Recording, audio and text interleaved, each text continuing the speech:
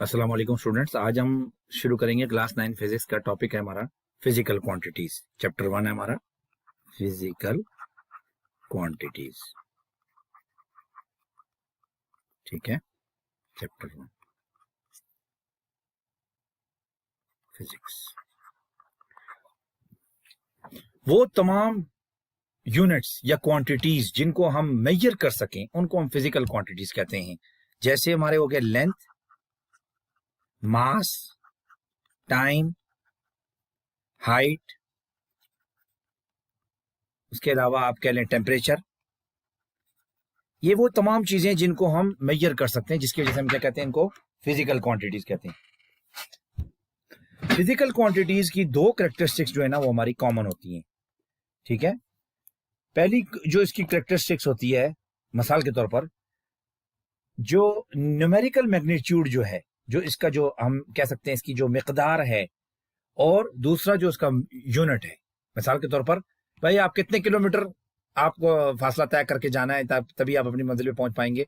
जी मुझे 30 किलोमीटर का फासला तय करना है। तो 30 जो है हमारा न्यूमेरिकल मैग्नीट्यूड है और जो किलोमीटर है वो हमारा यूनिट है। ठीक है, इसी तरह अगर किसी स्टूडेंट की लेंथ हो 104 सेंटीमीटर, तो जो 4 जो होगा इसका वो उसका न्यूमेरिकल मैग्नीट्यूड होगा और सेंटीमीटर उसका यूनिट होगा। ठीक है, इसी तरह अगर जब हम किसी दुकान पर जाते हैं और हम उसको बोलते हैं भाई 5 kg हमें चीनी दे दो, 5 किलोग्राम्स ऑफ चीनी, तो 5 जो है हमारा न्यूमेरिकल मैग्नीट्यूड है और केजी जो है यूनिट ऑफ मेजरमेंट है। ठीक है, तो लिहाजा स्टूडेंट्स हम कह सकते हैं कि जो हमारी फिजिकल क्वांटिटीज हैं हम उनको दो हिस्सों में तकसीम कर सकते हैं। एक हमारी आती है बेस क्वांटिटीज, ठीक है, और दूसरी हमारी आती है डिराइव्ड क्वांटिटीज।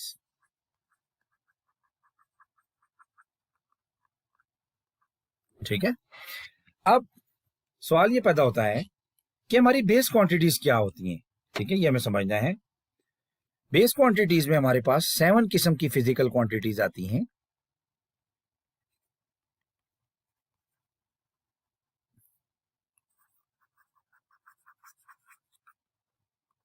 ठीक है, आई लगा लीजिए।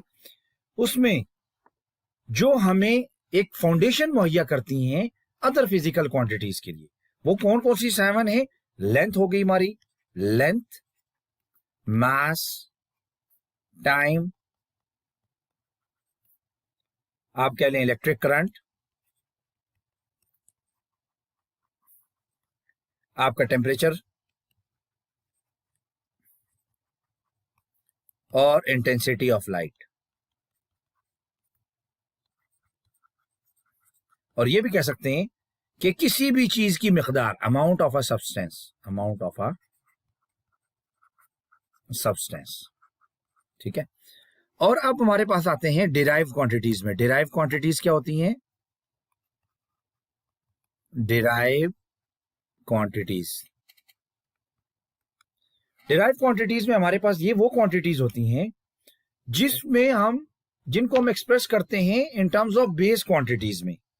ठीक है, और वो है मिसाल के तौर पर हमारा हो गया एरिया, फिर आप कह लीजिए वॉल्यूम, स्पीड, फोर्स, आप कह लीजिए वर्क, एनर्जी, पावर, बहुत इंपॉर्टेंट है ये सब, इलेक्ट्रिक चार्ज जिसे हम बोलते हैं इलेक्ट्रिक चार्ज, और electric potential.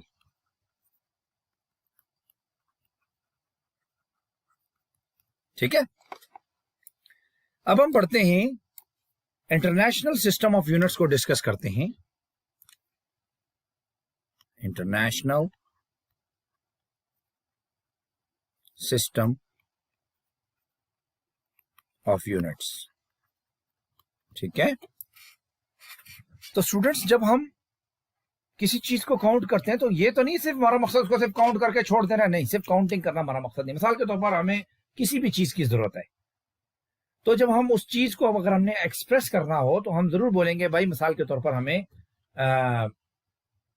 4 kg of sugar चाहिए या 5 लीटर्स ऑफ मिल्क चाहिए। हमें उस चीज को किसी यूनिट में एक्सप्रेस करने की जरूरत है, तभी अगला हमारे पॉइंट को समझ सकेगा। जब साइंस और टेक्नोलॉजी ने तरक्की की तो उस वक्त बहुत जरूरत महसूस की गई कि एक यूनिट्स का सिस्टम होना चाहिए ताकि जिन चीजों को मेजर किया जा सकता है उनको किसी स्टैंडर्ड फॉर्म में एक्सप्रेस किया जा सके, और इसी को हम क्या कहते हैं, यूनिट।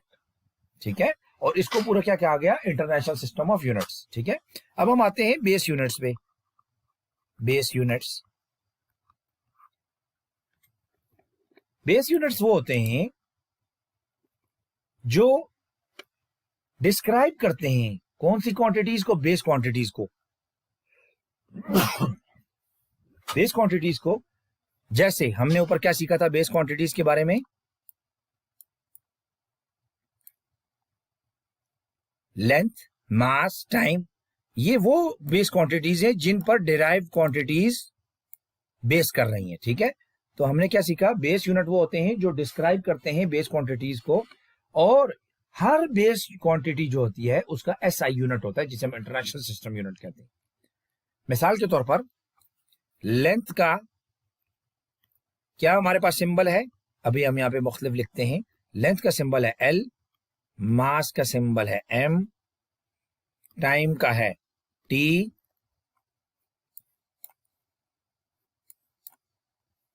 फिर कह लीजिए आप करंट का है electric current,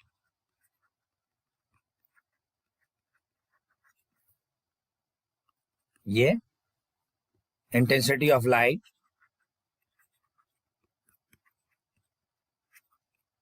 L temperature, T. इसी तरह बहुत सारे यूनिट्स जो हैं बेसिकली हम कह सकते हैं कि उनको एक्सप्रेस करने के लिए किसी सिंबल की जरूरत है। जैसे अभी हम और यहां पे कर लेते हैं, मीटर का क्या होगा, एम, सेंटीमीटर का क्या होगा, सी एम। ठीक है, किलोग्राम का क्या होगा, केजी। समझ रहे ना। अब हम बात करते हैं डिराइव्ड यूनिट्स पे।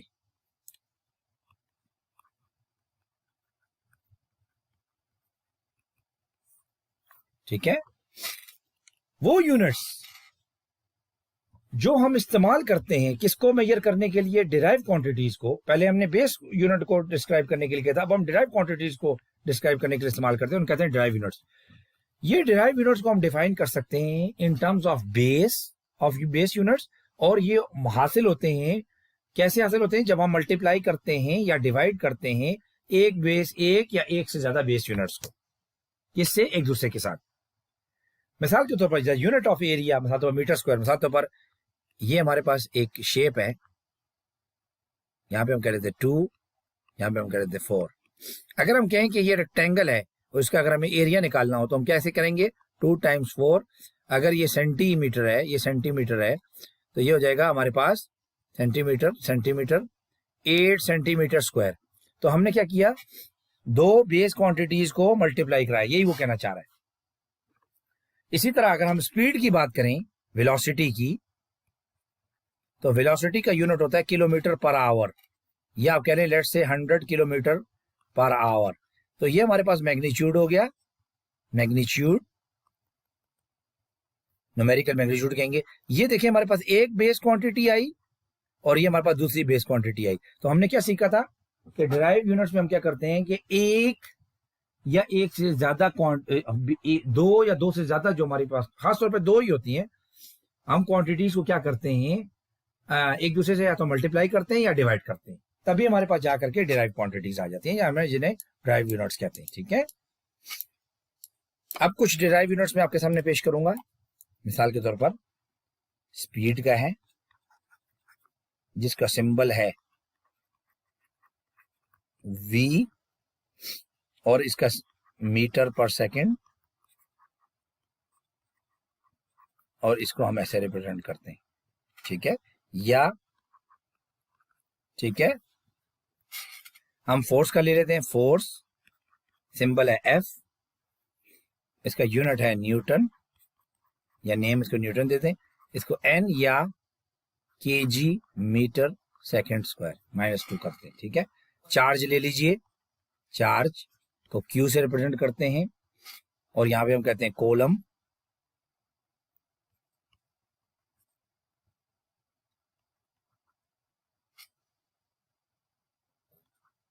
और C या इससे रिप्रेजेंट करते हैं, ठीक है। तो ये हमारे पास आ गई डिराइव्ड। अब लेट्स मूव आगे करते हैं। अब हम डिस्कस करेंगे प्रीफिक्सेस को, ठीक है।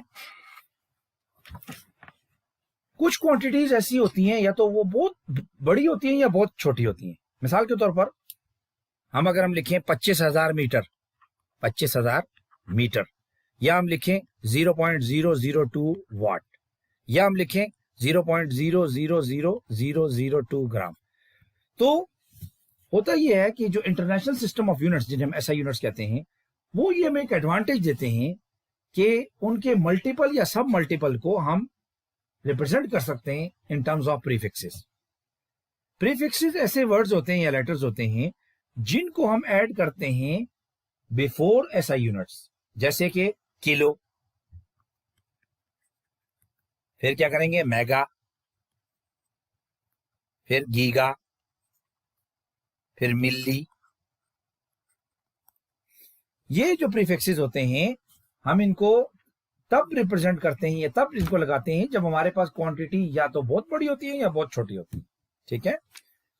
इसी तरह हम इन क्वांटिटीज को कन्वर्ट भी कर सकते हैं कि मिसाल के तौर पर अगर हमारे पास 20,000 ग्राम कोई चीज हो, 20,000 ग्राम कोई चीज हो, और अगर हमें इसको कन्वर्ट करना हो किलो में, तो हम इसको सिंपली डिवाइड कर देते हैं 1000 से,